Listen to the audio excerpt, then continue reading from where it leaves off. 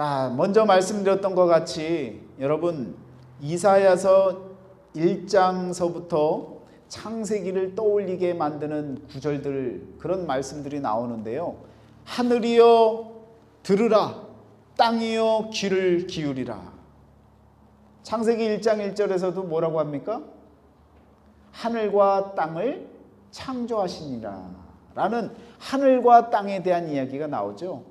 창조하셨던 그 땅, 그 하늘. 그런데 지금 축소판인 이사야서에서는 하늘과 땅 모든 피조물을 향해서 지금 선포하고 있는 거예요. 왜 이렇게 바뀌었냐는 거죠. 왜 이렇게 변질되어졌느냐라고 지금 깨닫게 만들어주고 있는 것이죠. 여러분, 재미나게 이 이사야서가 어떻게 구성되어졌는지 내용상으로 아주 상통하는 부분들이 많은데요. 여러분들이 잘 알고 있는 말씀들과 더불어서 신약과 구약의 그 전체를 어떻게 이 이사야서가 축소하고 있는지를 잠깐 보여드리겠습니다. 한번 이사야서 40장 3절을 한번 보세요. 40장 맨 위에 보니까 희망의 말씀 이렇게 나오잖아요. 그러면 이때부터가 이제 신약으로 들어갔다고 생각을 하시면 됩니다. 그러면서 3절에 보시면요, 외치는 자의 소리여 이르되 너희는 광야에서 여호와의 길을 예비하라. 누가 떠올라요? 세례 요한이 떠오르죠. 여러분 놀랍지 않습니까? 신약이 딱 되어졌을 때 회개하라 천국이 가까웠느니라 하고 외친 자가 누구예요? 광야에서 외치는 자의 소리, 나는 소리요. 세례 요한이 떠오르시잖아요. 여러분 이렇게 외치는 자의 소리에 대한 세례 요한에 대한 연상이 떠오르고 이제 넘어가면요 42장 1절을 보세요. 내가 붙드는 나의 종 내 마음에 기뻐하는 자 곧 내가 택한 사람을 보라. 내가 나의 영을 그에게 주었은즉 그가 이 땅에 정의를 베풀리라. 누가 떠오르는 대목이에요? 예수님이 떠오르시는 거죠. 예수님이 하나님이 택하신 그 광야에 외치는 자의 소리를 통해 빛에 대하여서 선포하는 그 예수 그리스도를 지금 차근차근히 보면요, 신약 성경 순서대로, 내용상의 순서대로 세례 요한이 나타나고 예수님에 대한 증거의 말씀이 나오고 예수님이 나타나시고 그리고 공생애를 하시고 그리고 제자들이 이렇게 펼쳐나가는 그러한 그 내용이 이사야서 40장서부터 신약의 내용이 희망의 말씀들이 우리들에게 보여지고 있다는 거죠. 결정적인 그 말씀들이 어디에 나와요? 이사야서 53장 그가 찔림은, 그 말씀이 가장 예수 그리스도를 가장 아주 극명하게 명확하게 드러내는 말씀 아닙니까? 5절 말씀에 그렇게 나오죠.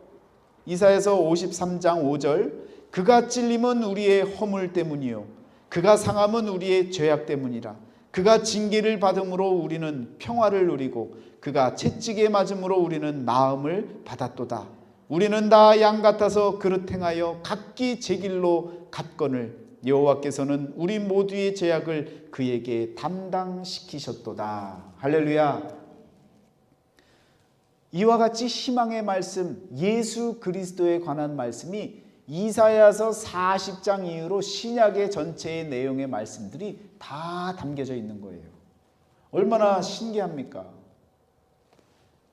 그러면서요, 더불어서 42장에 나타나는 말씀에 보면요 10절 말씀을 한번 보세요. 이사야서 42장 10절에 항해하는 자들과 바다 가운데의 만물과 섬들과 거기에 사는 사람들아 여호와께 새 노래로 노래하며 땅끝에서부터 찬송하라. 무슨 노래래요? 새 노래로 하나님을 어떻게 하래요? 찬송하라고 나오죠. 여러분 이 새 노래라고 하는 이 표현이 어디에 나와요?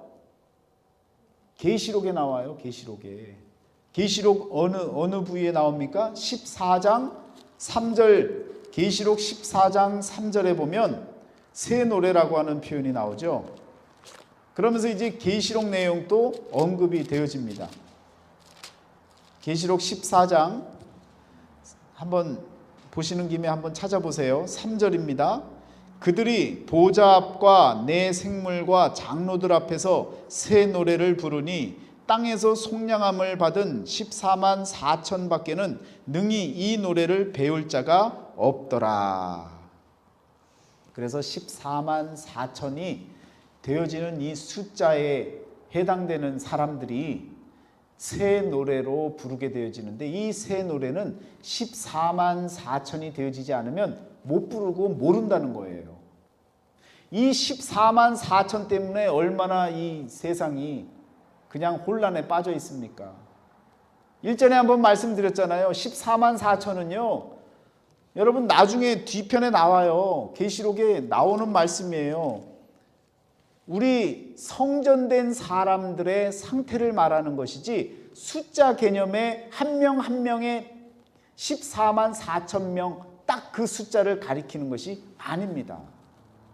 그런데 이것을 그냥 숫자로 받아들여 갖고 지금은 그 이단에서 뭐라 그래요? 14만 4천이 넘어가니까 더 많아지니까 다른 소리 하는 거예요. 여러분, 말씀은 계시를 통해서, 하나님이 보여주시는 계시를 통해서 여러분과 저에게 보여지는 거예요. 그런데 이와 같이 명확하게 나타나는 말씀들이 다 성경에 담겨져 있는데 어디 딴 데 가서 무슨 계시를 받네 뭐 그러지 마세요. 오늘 우리들은요, 하나님께서 정확하고 정통적인 계시를 우리의 손에 턱하니 주셨어요. 그것이 바로 하나님의 말씀입니다. 누가 꿈을 꾸든 환상을 보든 그 모든 내용들이 하나님의 말씀과 상관없는 것이라면, 개인의 유익을 위한 것이라면, 또 그런 해석을 한다면 그건 잘못된 계시예요. 하나님이 우리에게 보여주시는 계시는요, 하나님의 뜻을 설명하고자, 하나님의 말씀을 선포하고자, 깨닫게 만들고자 주시는 계시지요. 몇 날 며칠에 물 들어가는 때야, 그때 담궈봐, 그러면 돈이 돼. 여러분, 이런 운을 설명해주고 무슨 돈이 될 만한 일들을 계시를 받았다 그러면서 얼마 갖다 내, 그러면 하나님이 그냥 10배 100배로 부어주실 거야. 여러분, 이런 건요 잘못된 거라고요. 그건 장사하는 거예요. 여러분, 하나님 말씀 갖고 장사하는 일이에요. 절대로 그런 장사에 빠져들지 마세요. 하나님께서는 뭐라고 말씀하십니까? 오히려 와서 값없이 살아라고 말씀하시는 거예요. 그러니까 지혜로운 백성들은요, 돈 내고 그런 계시를 듣는 게 아니에요. 값없이 와서 그냥 은혜만 받는 거예요. 그래야 맞는 거예요. 어딜 가서 돈 싸들고 가갖고 뭐 돈을 그냥 1,000만 원 내면 1억을 생기는 그런 일들을 교회 가갖고 헌금해 놓고 1억 기다리고 앉아있고 그러면 됩니까? 그런 일들이 버젓이 일어난다고요. 그런 것에 여러분 절대로 현혹돼서도 안 되고요, 넘어가서도 안 됩니다. 그러려면 하나님의 계시를 분명하게 아셔야 돼요. 그 기준을 잘 잡고 계셔야 된다고요. 그래서 이사야서 말씀이 바로 인간과 공간에 대한 하나님께서 바꿔야 할 그 두 가지를 보여주시는 것이니까 여러분, 오늘 저와 여러분을 위한 계시가 되어지는 거예요. 우리는 인간 아닙니까? 우리가 살아가는 곳이 공간 아닙니까? 내가 바뀌어야 공간도 바뀌고, 가끔은 공간이 바뀌어야 사람이 바뀌는 사람도 있죠. 좋은 집에 들어가야 내가 새 사람 되는 것 같고, 좋은 옷을 입어야 내가 진짜 새로운 마음으로 새 사람 되는 그런 사람이 있다면, 그런 사람은요 환경에 의해 바뀌어지는 사람이에요. 조금 뭔가 잘못된 것을 입혀놓으면 어떻게 돼요? 인생 자체가 무너지는 거죠. 여러분과 제가 바뀔 때에 공간이 바뀌는 역사, 내가 바뀌려면 뭘 하라고요? 시간을 지켜야 된다고요. 하나님의 시간을 지켜나가며 살아간다면 여러분, 나는요 바꿀 수 없어요. 나 스스로를 바꿀 수 없어요. 그렇지만 그 시간으로 인해서 내가 바뀌어지는 역사가 일어납니다. 그 구별된 시간을 통해서 하나님이 말씀하시고 하나님이 역사하시고 하나님이 내려주시는 은혜를 통해서 벌어지만도 못한 이 인간이 바뀌어질 수 있는 길이 열려지는 줄 믿습니다. 여러분, 그래서 그 시간, 구별된 시간을 지켜나가시면서 살아가신다면 여러분 언제나 하나님 품 안에서 감사하고 기뻐하는 삶을 살아가는 줄 믿습니다. 자, 새 노래를 이런 상태의 사람들이 부르게 되어지는데 계시록 21장 1절을 보면요, 그 새 노래, 새 하늘과 새 땅을 보니 라고 하는 표현이 나오죠. 그래서 회복되어져야 할 그 땅, 그 하늘, 그래서 하늘이여 들으라, 땅들아 귀를 기울이라 하셨던 그 말씀이 결국은요 새 하늘과 새 땅으로 바뀌어져야 될 그 모습들을 계시록에서 마지막에서 말씀해 주고 계시는 것 아닙니까? 그러면서 더불어서 거룩한 성 예루살렘, 바뀌어진 새 공간의 모습을 하나님께서 계시록 21장 10절에서 거룩한 성 예루살렘에 대한 언급을 하고 계시는 것 아닙니까? 완전히 변모되어지고 완전히 새로워지는 그 성, 거룩한 성 예루살렘, 하늘로부터 내려오는 그 예루살렘, 새 예루살렘을 우리에게 깨닫게 해주시는 거예요. 그래서 여러분, 이 이사야서 전체의 말씀을 통해서 성경 전체의 내용상의 흐름이 다 담겨져 있다라는 것을 여러분 이렇게 살짝 살펴봤는데요, 읽어가시다 보면 구약 성경, 신약 성경 내용들이, 알고 계시는 내용들이 막 떠오르실 거예요. 그러면 이렇구나 하나님이 이렇게 채워놓으셨구나 하는 그런 은혜를 만끽하면서 하나님의 말씀을 읽어나가시기를 바라겠습니다. 이사야서 1장 지금 함께 보셨던 말씀 2절 말씀에 보면요, 내가 자식을 양육하였거늘 그들이 나를 거역하였도다, 이런 말씀이 나오죠. 그래서 이 말씀을 대략 떠올리면 우리가 모세오경, 창세기, 출애굽기, 레위기, 민수기, 신명기, 그래서 광야 생활을 했던 그 모든 시간 동안 하나님께서 양육하시고 거두어 들이셨는데 이 이스라엘 백성들은 어떻게 했습니까? 그들이 나를 거역하였도다. 그렇죠. 가나안 땅에 들어가면서부터 어떻게 했어요? 하나님 말씀대로 양육받은 대로 열심히 살았어야 되는데 가나안 땅에 들어가면서부터 하나님을 거역하기 시작하는 거예요. 여러분, 그 이유를 잘 아셔야 돼요. 유목민으로 살던 이 이스라엘 백성들이요, 하늘만 바라보며 별을 바라보며 하나님 말씀만 귀 기울이며 살던 이 사람들이 가나안 땅에 딱 들어가니까요, 거기는 농업이 발달된 곳이었어요.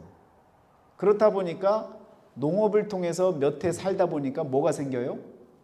농작물이 축적이 되어지고 그걸 갖고 내다 파니까 뭐가 생겨요? 돈이 생기는 거예요. 물질이 생기는 거예요. 그러니까 뭘 안 지키기 시작합니까? 안식일을 안 지키기 시작하는 거예요. 더 나아가서 안식일은요, 형식상 그래도 와서 지켰어요. 그런데 7년에 한 번씩 오는 안식년을 지킬까요, 안 지킬까요? 왜 안 지켜요? 돈 생겼으니까요. 보세요. 7년 동안 쌓아 모았어요. 종을 부리면서 막 쌓아 모았어요. 그런데 지금 안식년을 지키면 뭘 해야 돼요? 부리던 종들을 어떻게 해야 돼요? 다 본래 자리로 보내줘야 되는 거예요. 그러면 내가 쌓아놓은 이 많은 농작물들, 이거 누가 관리할 수 있어요? 종들을 시켜서 해야 되는데 종들을 다 본래대로 보내고 돈 쥐어줘서 다 회복시켜주면 그건 누가 해야 되는 거예요? 내가 해야 되고 돈을 또 써야 되잖아요. 그러니까 어떻게 합니까? 눈을 질끔 감는 거죠. 돈 나갈 일에 대해서는 사람들이 눈을 질끔 감습니다. 이거 한 번쯤 괜찮지. 한 번 넘어갔는데, 안식년 한 번 넘어갔는데 돈이 더 들어오네. 왜? 일을 시키고 그 종을 안 내보내고 율법에 따라 살면 다 내보내고 본래 자리로 보내고 다 싸서 보내야 되는데 하나도 안 싸서 보내고 내 것 그냥 넉넉해지고 종들이 더 많아지고 이게 하나님이 주신 축복이지 하고 그냥 그렇게 믿고 산다면 그 다음에 찾아오는 14년 후에 여러분 안식년에 또 보내겠어요? 안 보내죠. 인간이 그래서 무너지는 거예요. 그래서 공간이 무너지는 거예요. 하나님께서는요 비우라고 말씀하시는 거예요. 하나님께서는요 원래 자리로 회복시키라고 말씀하시는 거예요. 그런데 그 욕심 때문에요, 눈에 보여지는 물질 때문에 그 공간을 비우기가 싫은 거예요. 내 종을 부리던 이 편리함을 그냥 버리기가 싫은 거예요. 그래서 여러분, 하나님을 믿는 사람들이 가장 조심해야 될 것이 무엇이냐면 성공입니다. 안정감, 부유함, 풍성함, 이런 것이 내 올무가 되어줄 수 있는 거예요. 잘 사는 게 하나님이 주신 복이다라고 말할 수 있어요. 그렇지만 잘 사는 가운데 하나님을 잊어버리기 쉬운 것이 딱 좋은 예가 바로 그 부입니다. 부. 많아지면 많아질수록요 하나님 믿기가 어려워지는 거예요. 오늘 말씀에 나를 거역하였도다. 어렵고 힘들 때에도 하나님이 채워주시고 구름기둥 불기둥으로 만나와 메추라기로 광야 생활 다 지나게 만드셨는데 생명을 살려주셨는데 그까진 물질 때문에 하나님을 배신하고 거역하고 등 돌리고 그런 모습을 보여줬던 패역한 백성들의 모습이 바로 여러분 그때의 이스라엘 백성들의 모습뿐만 아니라 오늘 이 시대를 살아가고 있는 저와 여러분들의 모습들도 이 가운데에 하나님이 보여주신 계시 가운데 담겨져 있다는 사실을 기억하시기를 바랍니다. 긴장해야 되는 거예요. 우리도 하나님을 거역하고 배신하고 등 돌린다면 여러분 똑같은 일이 반복해서 일어날 수밖에 없다는 것입니다. 하나님께서는 이스라엘 백성들을 광야에서 이끌어내시면서 시내산에서 출애굽기 19장 6절에서 너희가 되어져야 될 나라의 이념은 거룩한 백성이 되어져야 되고 제사장 나라가 되어져야 된다라고 했는데 오늘 4절 말씀에 보니까 너희는 범죄한 나라, 부패한 자식들이라고, 이와 같이 거룩한 백성들이 부패한 자식들이 되어지고 제사장 나라가 범죄한 나라가 되어지는 이런 변질된 모습들을 갖고 살아가게 되어진다는 것이죠. 여러분과 제가 이제는 이 말씀을 통해 오늘 우리들을 바라보고 우리를 위한 계시인 것을 깨닫고 여러분 나를 돌아볼 수 있는, 회개할 수 있는 그런 마음가짐이 우리에게 필요한 것입니다. 오늘 이 시간 우리에게 필요한 회복해야 할 그 무엇이 있다면 그것이 무엇이겠습니까? 시편 51편 12절 말씀에 주의 구원의 즐거움을 내게 회복시켜 주시고 자원하는 심령을 주사 나를 붙드소서. 이 말씀을 요약하면 하나님 구원의 즐거움을 다시금 깨닫게 해주세요. 첫사랑을 회복하게 해주세요. 그리고 형식적으로 종교적으로 사는 인생이 아니라 자원하는 마음으로 하나님께 나아갈 수 있는 그런 성도가 되게 도와주세요. 이것이 바로 회복해야 할 것의 내용 아닙니까? 하나님 말씀을 읽다 보면요 이런 회복해야 할 것들이 다 담겨져 있는 겁니다. 그런데 오늘 말씀에 보니까 3절에 보니까 무슨 표현을 하고 있어요? 소는 그 임자를 알고 나귀는 그 주인의 구유를 알건만은 이스라엘은 알지 못하고 나의 백성은 깨닫지 못하는도다 하였도다. 무슨 말씀이에요? 간단히 말씀드리면 짐승보다도 못한 인간이 됐다는 거예요. 짐승은요 여러분 그래도 짐승의 룰이 있어요. 짐승 같아 보여도요 짐승 나름대로의 여러분, 그 짐승 고유의 성품이 있어요. 애완동물을 왜 좋아합니까? 사람들이 주인을 배반하지 않거든요. 주인을 배신하지 않잖아요. 그것만큼은 지키는 것이 애완동물 아닙니까? 짐승들 아닙니까? 그런데 인간들은 어때요? 하나님을 거역하는 존재, 배신하는 존재, 이웃과 등 돌리는 존재, 가족을 등쳐먹는 존재. 얼마나 인간들이 파렴치합니까? 인간은요, 짐승보다 못한 그런 인간들이 얼마나 많습니까? 오죽하면 인간이 인간이라고 다 인간이냐? 인간이 인간답게 살아야 인간이지 라는 말이 왜 나왔겠어요? 짐승보다 못한 인간들이 많기 때문이 아닙니까? 하나님의 은혜를 깨달아야 되는데 깨닫지 못하고 하나님이 주신 은혜는 은혜대로 다 누리고 그리고 돌아서서 내 걸 바라보고 하나님을 거역하는 이 인간의 모습, 이스라엘만의 이야기가 아니라 오늘 저와 여러분들의 인생의 이야기고 우리 신앙의 이야기고 나를 들여다보는 이야기가 아닐 수 없다라는 것입니다. 그런데 하나님의 말씀을 매주 이렇게 듣는데 깨닫지 못하면 어떻게 돼요? 그러면 범죄의 나라가 되는 것이고요, 패역한 자식들이 되는 거예요. 성경 말씀은요, 옛날 과거의 이야기가 아닙니다. 과거의 말씀을 통해 오늘날을 바라보는 말씀이고 나를 살리게 만드는 살아있는 하나님의 말씀입니다. 그런 모습을 바라보고 하나님께서 뭐라고 표현하십니까? 4절 말씀에 슬프다, 슬프다 라고 표현하고 계시는 거예요. 변질된 백성과 나라의 모습을 바라보니까 여러분, 하나님의 마음은 슬픈 마음으로 바뀌어질 수밖에 없는 것입니다. 오늘 우리들이 하나님이 슬퍼하는 모습이 아니라 하나님이 기뻐하시는 모습으로 바뀌어져야 되겠습니다. 그러려면요, 구원의 기쁨을 다시금 깨달아야 돼요.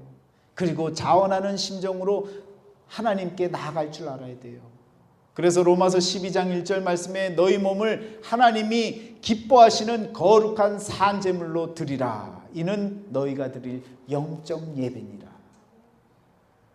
우리의 몸을 살아있는 예배로 하나님께 나아가면 우리 하나님이 기뻐 받으신다고요.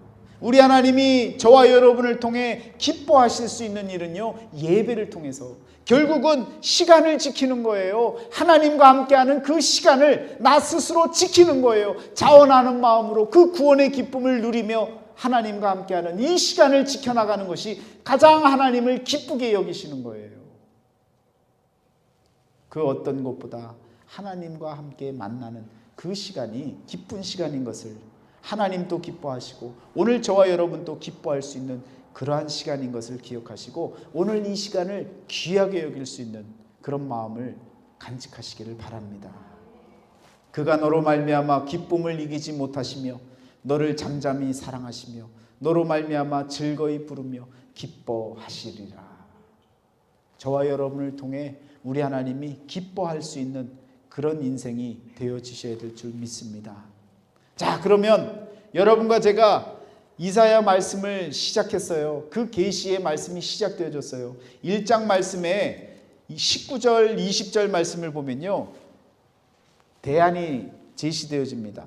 너희가 즐겨 순종하면 땅의 아름다운 소산을 먹을 것이요 너희가 거절하여 배반하면 칼에 삼키리라. 여호와의 입의 말씀이니라. 여러분, 간단한 제시를 하나님께서 이사야서를 통해 우리에게 말씀해 주고 계십니다. 신앙생활은 아주 심플합니다. 어떻게 하면 되는 거예요? 순종하면 되는 거예요. 순종하고 살면 아름다운 땅의 소산을 먹을 그런 그 결과가 우리를 기다리고 있는 것입니다. 반대로 거절하고 배반하면 칼에 삼킴을 당할 수밖에 없다라는 것입니다. 여러분과 제가 어느 것을 선택해야겠습니까? 한 가지 순종하는 것, 이것을 선택하시고 믿음 안에서 승리하는 삶이 되시기를 바랍니다. 내가 내 재판관들을 처음과 같이 내 모사들을 본래와 같이 회복할 것이라.